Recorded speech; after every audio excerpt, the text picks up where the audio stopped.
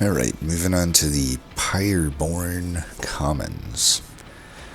If you aren't aware, the common rarity is only offered in the first two rings, outside of some specific edge cases for caverns. So we rank these in the context that we're finding them early, so do they do well in the early game, and also do they give us maybe some clear direction for an overall game plan for where to take the deck. So, first one up is Alchemy. I think Alchemy is really good. It's one of the best ways to gain Dragon Egg. It's just so straightforward in how you use it. It is pretty expensive at 3, but it's certainly not unplayable. If I'm taking an Alchemy, I'm inclined to do other early game things, typically to try to make it easy for me to spend an entire turn playing it, or alternatively, I'm rushing to cost it down. If I am having some decent starter units, which, it can be hit or miss when Miser exists in this clan, but, if I do have some decent starters, maybe I can justify going to a Merchant of Magic to cost it down. So Alchemy mainly just likes cost reductions. I don't even know that it really likes a consumer move. It only really likes a consumer move if you think that you can relevantly play it multiple times. Not only play it multiple times, but cycle it multiple times, which early game I don't think you will, even if you're getting it down to a 1 cost. Maybe. Obviously you can pair the -2 Ember and consume upgrade with the consume removal, and that's the ideal situation, but you don't always get that, and at least early. Eventually you can get it, but I don't know, I like it quite a lot. There's kind of I think the best thing that Pyreborn does is eggs. Eggs give you some gold, but mainly they're giving you all these artifacts, and all of these artifacts just start to snowball. It also sets up the Greed Dragon if that's something you're doing. So, I don't know. It's one of the best cards for one of the best strategies. I think it's an S tier card. I'm going S with Alchemy. Now, I know I'm going to ruffle some feathers with this one, but I really conversely don't think Golden Touch is that good. It's... I guess you could view it depends on how you view it, I guess, because you could view it as it's way better than Alchemy because it costs less, and it's actually doing something in combat. But that's not really how I look at it. Because to me, a 2-cost, 5 damage removal pretty much doesn't even register as doing much for me in combat usually. On the contrary, what I see it as there's some turns where I just can't kill a squishy with this, because 5 damage might not even be enough for some of the squishies, even in the early game sometimes. Or, alternatively, there's just no squishies that exist on the board. That happens too, especially with some enemy formations, or enemy troop mobs, whatever you want to call them, squads. Some of them are worse at that than others, but yes, a lot of times there's just nothing you can kill with it. So it's like you draw it and you're like, oh, I guess I'm not getting eggs this fight. So, but you could get it down to a 1 cost and give it holdover, or you could alternatively keep it at 2, give it a +10 and hold it over. That's probably the ideal scenario for it. And I will admit, in those situations, it does shine.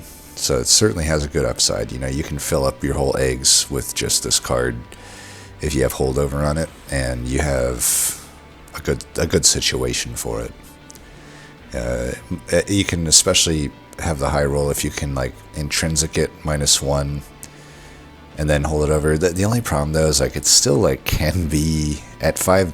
If you're not giving it the +10 damage, it can just be painful to try to get kills with it sometimes. But yeah, I certainly don't rank it as high as Alchemy.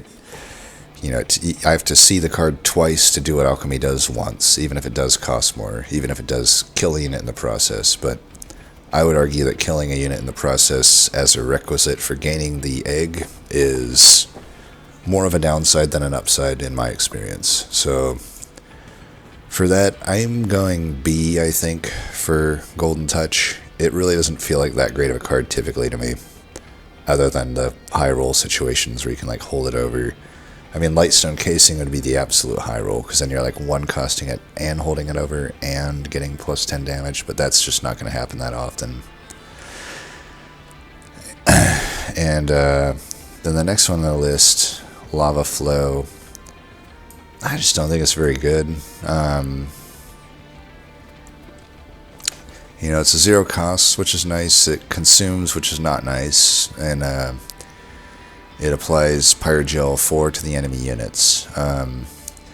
You can consume, remove it, and it's okay. Consume, remove it, and hold it over. It's not the worst thing to do, but it's just not that amazing. I mean, I guess it can be okay to supplement other Pyrogel, but the fact that it consumes, it really limits the upside. And it's like, yes, I can consume, remove it, but there's like some additional context where it's like, I feel like consumer cards that have consume but cost 0 or 1 have a little bit of a disadvantage in Monster Train 2, because it's so nice usually to be able to take a card that costs 2 or more and already is a consumable, and then you remove the consume and then you put the -2 Ember on it. So it's like you just get so much more value out of that play that I'm almost always going to, if I see a consume remove, use it on a card like that rather than a card like Lava Flow, right? So it's like I'd have to only have Lava Flow pretty much as a consumable, because most other consumables in the game I would want to consume remove over this card. And then I would have to obviously still get the consume remove, and also just not have, as we mentioned, the other cards that would benefit from it greater. That's the only situation I would do it for Lava Flow, and as a result, I've hardly ever done it with Lava Flow. Consume removed it, that is. And so, I don't know. I just don't think there's actually much upside with it. And the floor is like, it's not even that relevant either. Like, I don't know. It doesn't add that much damage. For 0, it does, technically, but it becomes irrelevant later on just on its own. It can be great for like just incant spam. And obviously if you have the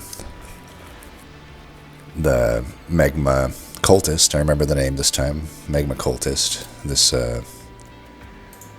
unit here that incants and applies Pyrogel. It's good with that, because it's like maybe you don't have enough Pyrogel yet and it can just help get that going. But I don't know, overall I don't find it amazing. It feels very much B tier to me. Technically valuable, but practically not that impactful. It's much better on paper, I feel, than it is in practice. And then Flicker, another weird one. It is mainly just there for helping with a Pyrogel deck, and mainly, I feel like it's mainly just good for Magma Cultist. And if you have Stygian or mainly Luna, it becomes really good. There's a really good card with those clans. And, you can always put a plus 10 damage on it, or Surge Stone on it, and then even without any real synergies, it's efficient removal. It's basically like the same thing as a Vent with a plus 10 on it. So it certainly has its uses, but it just isn't that enticing of a card, I feel. doesn't take too many other upgrades that well. Spell Chain, I guess. You could hold it over, but that's like... The card just doesn't feel that powerful most of the time. And even the 1 damage is like... There's only like 1 unit in the game that actually has 1 health other than collectors, so... If I'm not mistaken, maybe I'm misremembering that off the top of my head, but I'm pretty sure if I'm thinking about it correctly, there's only like 1 unit that has 1 health, so it's not like naturally killing anything either. I'm going to go B for now, but I feel like I'm going to bring some of these down to C, because I will say my general feeling, even though the Luna commons are not super enticing, I definitely think of the Monster Train 2 clans, I always feel that Pyreborn has the worst common cards, so I feel like some of these might drop down once all is said and done, but we'll see. Alchemy is literally the only card I'm excited to see out of the entire pool. You know, it's probably a little bit of getting ahead of ourselves, but I know these aren't going to rank super high for me. Lava Armor is going to rank the highest out of these because it's pretty solid, right? For 1 Ember, you're getting a 10 health buff, which is already actually pretty good in itself, but the Revenge Apply Pyrogel 3 is pretty good. I mean, it's basically... You're getting a lava flow every turn with that. Just 1 less Pyrogel. But, you know, you can put Dualism on your unit, and now it is giving 3 Pyrogel. And then also, it's just really good into Relentless. It can also just merge with some other equipment sometimes to make it do a little more, because by the end game it might not be that relevant. It's definitely more irrelevant in the early game. But I could see but this is where I start to feel like I might shift everything down, because it really feels B to me. But if it is B, then these should not be in the same tier. So I'm actually thinking right now I'm just gonna do that. Maybe I'll shift it around, but it doesn't feel like that amazing of a card to me. It's valuable, but much like a few of these other cards like Lava Flow and Flicker, it's like that value is only realized early. It's very hard to get significant value out of it in the late game. But maybe that's okay with Pyreborn. It's tough to say. And then Pyreball, excuse me. Explosive, so if you kill the unit, any excess damage will then become AoE, which is a really good keyword. And then 20 damage, which is okay. For 2 Ember, it's not great, is I guess the main hesitation with it for me, but you know, if you really need to, you can cost it down. I just don't think it's high on the priority of cards to get a cost down, because Pyreball within the context of Pyreborn, I feel just isn't that good. Even with like a Pyrogel deck, it feels weak, because a Pyrogel deck to me is almost always going to feature a Magma Cultist, and a big expensive spell is not really good for an incant spam deck. So the card is a little bit at odds with itself there, and it obviously wants to get played on a backliner, so even getting some extra damage out of some of the big Pyrogel steroids, such as a Snotty Whelp, I guess, is like out of the question in some cases, but I don't know, it's still okay, right? It's still AoE at the end of the day. It is pretty okay in the early game. You know, it's a backline clear. That's always like useful. You can use it on your own units sometimes to still clear the enemies, but maybe in some cases you need to kill off your own unit.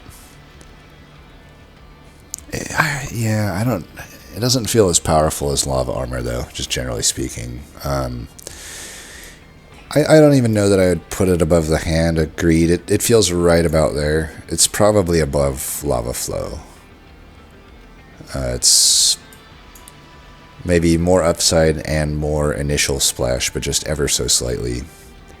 compared to Lava Flow. And Flicker, I don't know.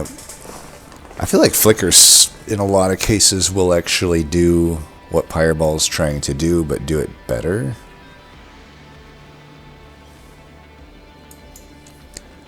Would that make more sense?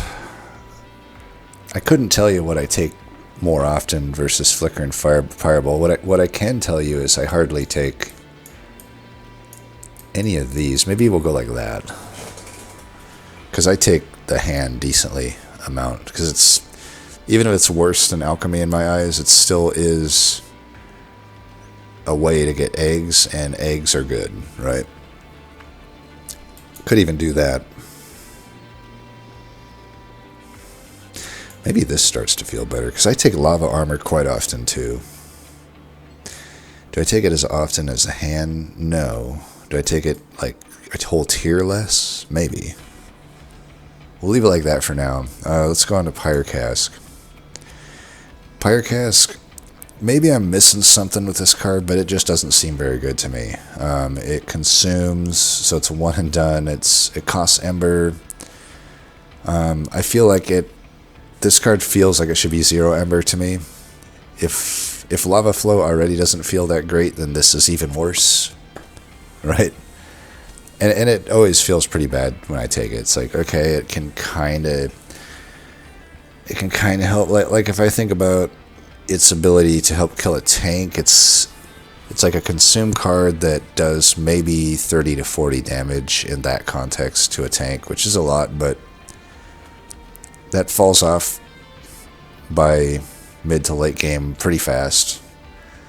It's mainly just useful on bosses, I feel, because the bosses will get hit enough that 10 Pyre Gel is pretty relevant, and you could technically double stack it, but I don't know. This card's always seemed weak to me in this iteration of it at least. There's been a lot of iterations of this card because it's been hard to balance, I guess, but what we're left with right now is very underwhelming to me. But again, I could fully admit that maybe I'm missing something with this card. I just don't know where the big need for, like, just a moderate amount of Pyrogel to a single unit is. Usually I'm really needing AoE, but yeah, I don't know. D might be too harsh, but I do take it so little these days that it feels like it could be D. It certainly is lower than Lava Flow. Yeah, I'd hate to do this. I think I'm going to put it there. I don't know if it deserves D. We'll see. And then Snotty Whelp is the only Whelp I would even remotely come close to liking, typically. I still don't like it, though. Whelps are just bad.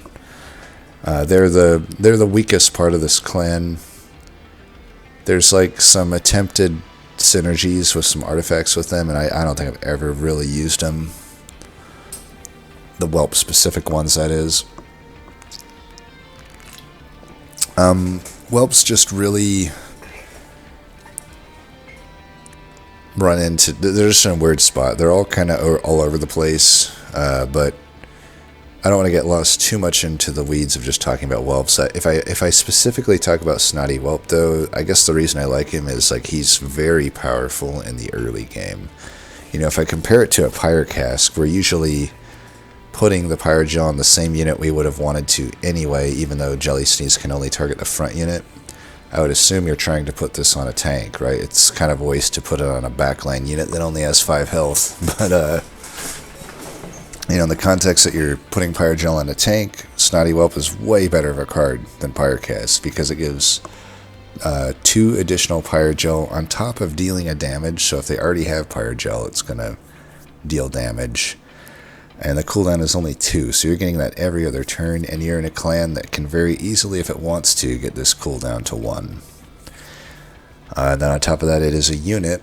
So it does have the downside that I have to place it on the floor and protect it, but I think that downside there's the upside outweighing it, that it just sits there and attack. That's pretty useful for a unit that's spitting out a bunch of Pyrogel. It's also just useful in the early game to have something as useful as this that can still also attack and like just give an extra proc to the Pyrogel.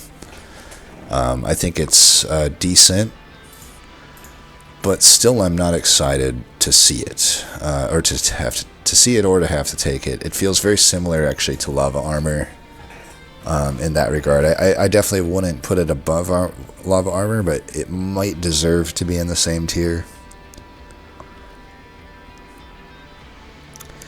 Certainly take rate though wise, I would probably have to bump it to C. I just don't take it nearly as often as a Lava Armor. I pretty much never take Pyrecask. I just don't actually... I think I will leave Pyrecask in D, because, like, I just don't see any reason to take it. I'm struggling to come up with a good reason to take it other than desperation. And it's not going to help you that much in a desperate scenario. I mean, most of these cards are kind of just desperation. Even the Whelp. I'll tell you what, though. I think I'm going to go like this. This starts to feel a bit better. Because there should be a separation between the Whelp and these three cards. They're just not quite as good as the Whelp. I guess my problem with the Whelp is, like, it almost never is relevant in the late game. So even though it's really good early, it falls off so fast. And I suppose you could upgrade it with, like, dualism or something, but I've never done it, so I can't say for sure if it's, like, that powerful to do that. You know, it's just not a card I invest in. I'm just picking it to kind of help me through the early game. But it's very rarely actually doing for me anything in the late game. But, you know, I could say that about literally every card up here, to be honest. None of these commons technically scale that well into the late game other than Alchemy, which I do think is significantly better than these cards. I'm even torn on the Golden Touch and Lava Armor, because it's like, if I think of how often I'm taking Alchemy compared to those cards, it's like probably twice as much. I could go at my data again and check, but I know for sure it was one of my highest pick cards. And yeah, there's just not many situations. I would have to like already have 2 or 3 Alchemies to have a situation where I'm taking Golden Touch and Lava Armor over Alchemy. It is just kind of that good. If there's any way I can justify using Alchemy instead of adding these middling, just sort of early game focused mediocre cards, like definitely I'm taking Alchemy most of the time. And yeah, they just all feel very mediocre and underwhelming to me. It's like Pyrecask is not bad enough to deserve a D tier, but it is just not solving anything enough for me to bring it out of the D tier. The cards are in weird spots like that. I think that definitely the weakest aspect of Pyreborn is the fact that the commons are just generally kind of weak. And then the other one would just be that the options at defense are slim to none. Those are the 2 main problems with Pyreborn. And then the third one, I could just say Whelps in general is a problem. But and their Whelp starter sucks. Easily the worst starter in the game, in my opinion. I mean, Witchweave might give it a run for the money, but I don't know. Probably gone on enough tangents here. This feels about right to me. Just not that enticing. Alchemy is the only enticing card.